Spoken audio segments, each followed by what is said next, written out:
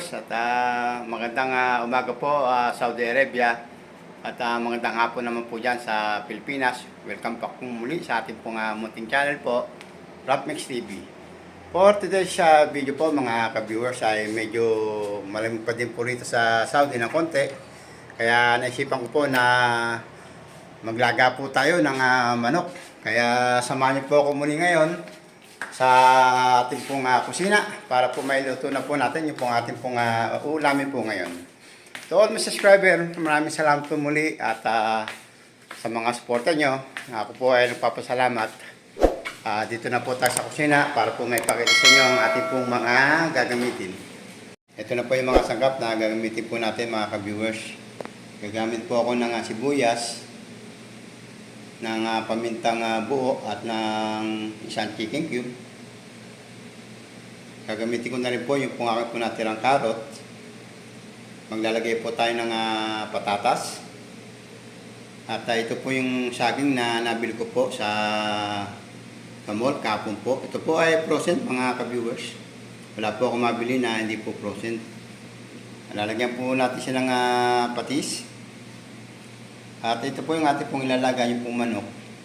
At ito po yung ating pong gagamitin na gulay, yung pong repolyo mga ka-viewers. Pero pwede po kayong gumamit ng pechay. Bukod sa mga sangkap na ito mga ka-viewers ay gagamitin po ako ng tubig at ng konting asin kung kinakailangan po. Kaya simulan na po natin ang pagluluto po. Magpakulo muna po tayo ng tubig mga ka-viewers. At takpan po muna natin po para po mabilis po yung kanyang pagkulo. Tingnan na natin mga ka-viewers. Lagyan na po natin yung sibuyas mga ka-viewers.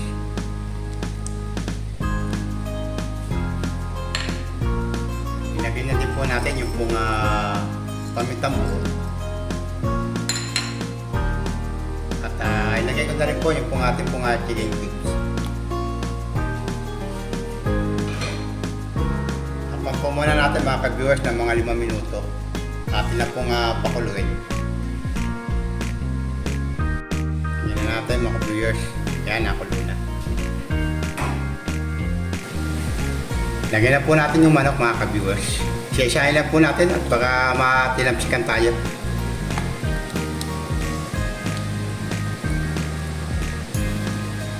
Pwede ko kayong gumamit ng boneless mga ka-viewers. Pero mas masarap po yung may buto. Kasi po habang nakulo po siya, pang dagdag lasa din po yun yung kung may manok na may buto. Tapan po muna natin mga ka-viewers at hintayin lang po natin maluto yung pong manok. Okay na po mga ka-viewers. Lagyan na po natin yung pong saging mga ka-viewers. Masarap yan saging mga ka-viewers. Pagka yan po ay naluto, medyo matamis-tamis po yung ating pong may higop na sabaw. Ilalagay ko na rin po yung patatas mga ka-viewers. At yung pong carrots. Lalagyan ko na rin po siya ng patis mga ka-viewers. Mimaya na po tayo magdagdag ng asin po pagka kailangan po. Takpan po muna natin mga ka-viewers. Antay lang po natin maluto yung pong patatas saka po yung carrots. Tingnan na natin mga ka-viewers. Yan. Lagyan na po natin yung pong repolyo. Oh my God! Wow!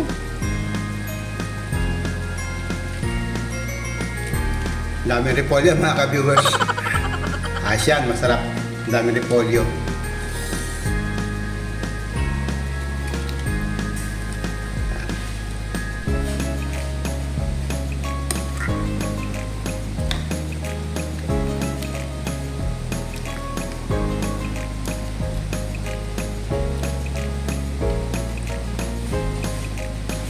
Tapos po muna natin mga ka-viewers. Antay lang po natin na medyo maluto po yung repolyo natin.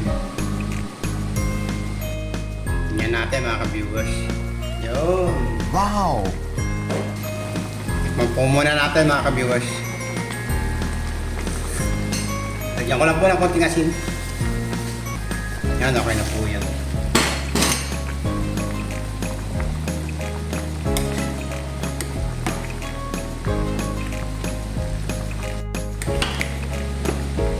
Haruin natin mga ka-viewers. Lagyan natin sa ilalim yung ano. Yun.